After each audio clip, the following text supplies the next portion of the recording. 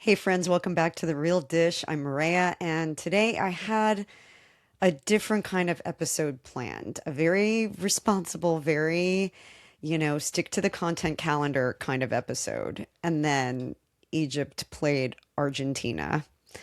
And friends, I am not okay. If you watch the game, you know. And if you're Egyptian, you really know.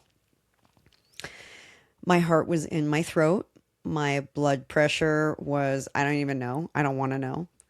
My group chats were going crazy, and I was yelling at the TV like the ref could hear me from my couch. And when that final whistle blew, I felt what so many people felt around the world during the World Cup: heartbreak. Not cute heartbreak, not, oh well, better luck next time heartbreak. I mean the kind of heartbreak that sits in your chest. Because for 90 plus minutes, it wasn't just a game. It was your country, your people, your pride, your memories, your childhood, your language, your food, your flag, your family, and your whole identity wrapped in 11 players representing you on a field. And yes, I am Egyptian. Growing up in the United States, I always felt like I had one foot here and one foot there. So I'm going to say it. That game was unfair and it felt painful. It felt like there were calls that changed the energy, the momentum, and the outcome. But this episode is not just about whether Egypt was robbed of that game. Although, let the record show I have thoughts. This episode is about what the World Cup does for us. Because every 4 years, people who are usually very composed, very adult, very, I have meetings and responsibilities, suddenly become completely feral over a ball. We cry, we scream, we pray, we make food, we wear flags, we call cousins we haven't spoken to in months, we make friends with complete strangers for the rest of our lives. We remember grandparents. We remember where we came from. And we remember that we belong to something bigger than ourselves. And that's why they call it the beautiful game. But that's not what I want to talk about today, because the World Cup is never just about soccer. It's about belonging and about identity and about pride. And it should be about respect. This time, it was about having your heart broken in front of the entire world and still standing taller because your country showed up and people showed up for you. People that are not from your country, all over the world. For those of us who are immigrants or children of immigrants or people with one foot in one place and one foot across the ocean, these games really do hit differently. I was born in Alexandria, Egypt, 57 years ago. I grew up with the sounds and the smells and the food. Harambee, very working class neighborhood with a metro track that runs right through it, splitting where my mom grew up and where my dad grew up. And I could just see myself walking across the tracks to visit each set of grandparents. I can see the people and the warmth and the humor and the drama, lots of drama. Live chickens in the streets, kind of drama. And now watching from this far away, I really feel that split existence so deeply.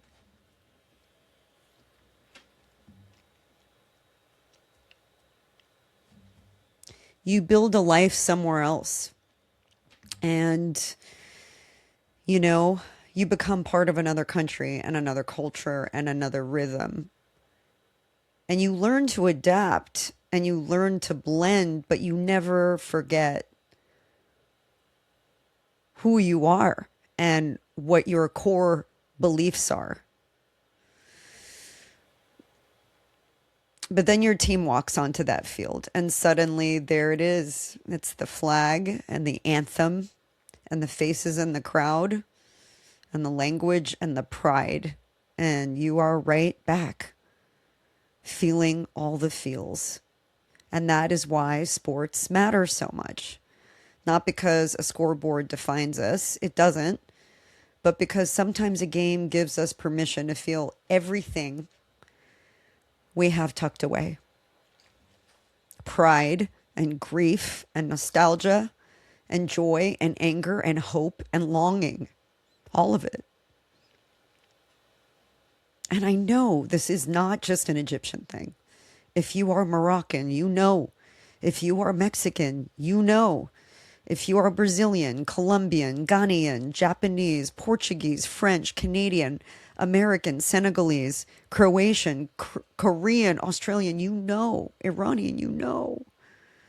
You know what it feels like to watch your country carry your heart on a global stage, especially when it's never happened before. Egypt has never come this far, never won a World Cup game, never made it to the 16. And you know what it feels like when your parents' homeland or your grandparents' homeland or the place you left or the place you still call home suddenly becomes the center of the world when it's not used to being the center of the world for modern history. You know what it feels like when strangers become family because you are all wearing the same colors. And that is the magic of the World Cup. It reminds us that we are all from somewhere. And I think in a world that has become so divided, so suspicious, so quick to label people, there is something beautiful about watching humans around the world lose their minds for the same reason. We want to be seen. We want to be proud.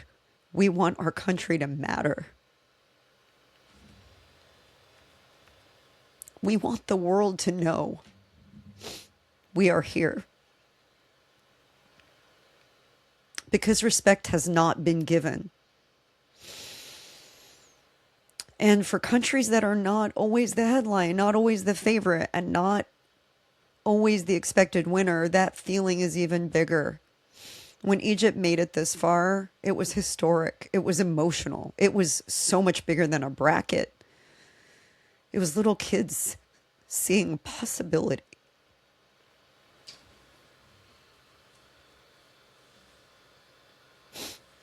It was families gathering around TVs, multi-generational families watching with the older generation who could not believe their eyes. It was Egyptians around the world. And we felt connected, if not for a moment, for multiple games. And it was all of us saying, that's us. Those are our kids. Those are our brothers. And that does not disappear because of one painful outcome.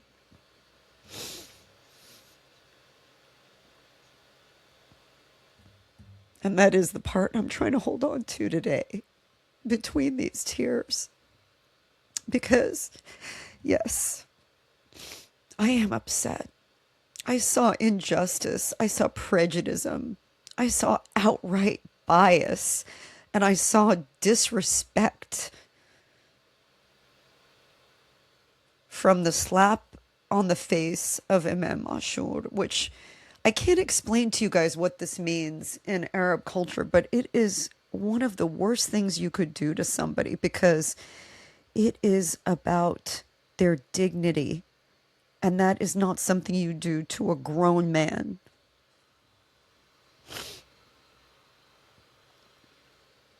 The things we saw, the things we didn't see, they don't just disappear. Of course, I wanted more. I wanted to see Egypt win because they were winning, clearly winning against Argentina. But the referee had his own agenda. But all that to say, I am So proud. Fakhura. That's how you say pride in Arabic. Ana fakhura. Proud that Egypt got there. Proud that we fought.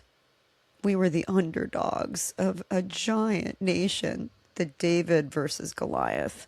And we had so much going for us. I'm proud that we gave people something to believe in. And I'm proud that for a few very glorious weeks, my entire nervous system was hijacked by Egyptian football pride. And honestly, I would do it again. I would lose my voice over it. Because this is what pride does, it cracks you open. It cracks you open. And here is where this connects to life and wellness and this whole power era we talk about on The Real Dish.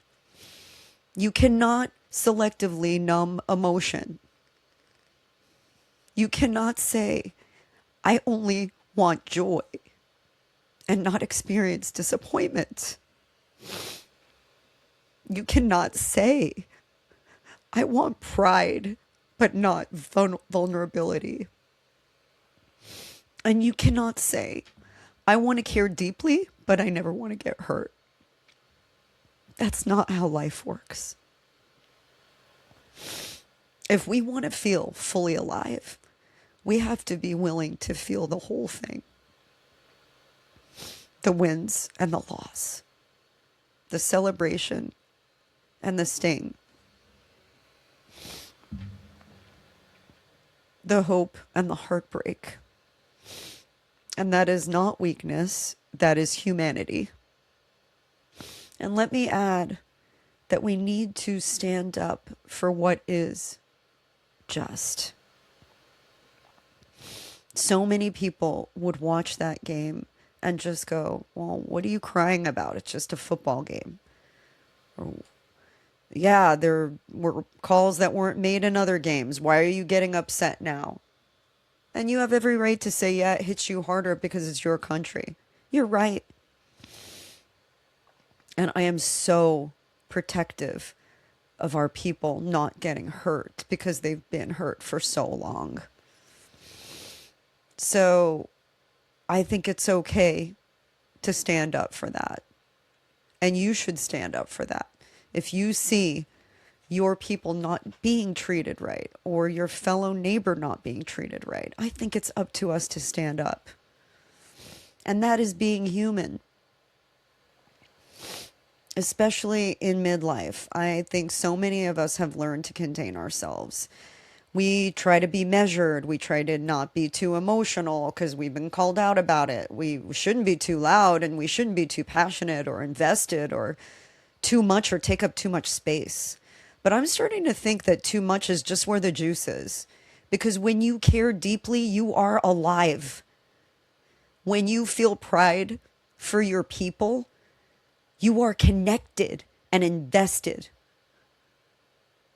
When you cry over a game, maybe it's not because you're dramatic. Maybe it's because that game touched something sacred.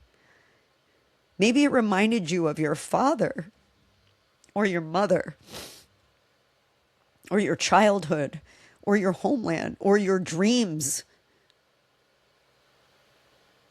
The dreams that you let go of so long ago. Maybe it reminded you that no matter where life takes you, some part of you will always belong to the place that made you.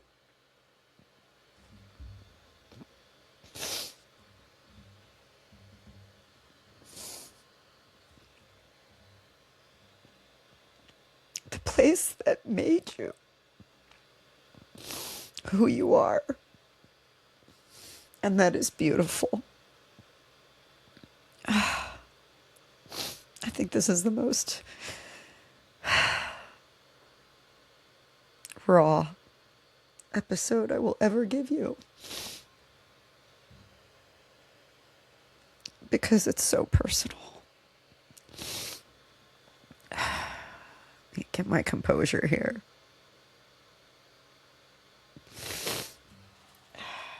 I need a tissue. I have to use my jersey.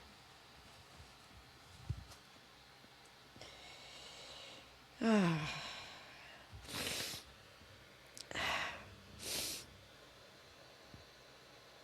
just want to say that to every person who felt like their heart belonged with their team, I see you. I acknowledge you. And to every immigrant watching from another time zone, I see you. I see the sacrifices you made to pay for those ridiculous tickets that you spent your life savings on so you could cheer on your team. That's a whole nother story, by the way, FIFA. To every person who has ever screamed at a TV in 2 languages, I see you.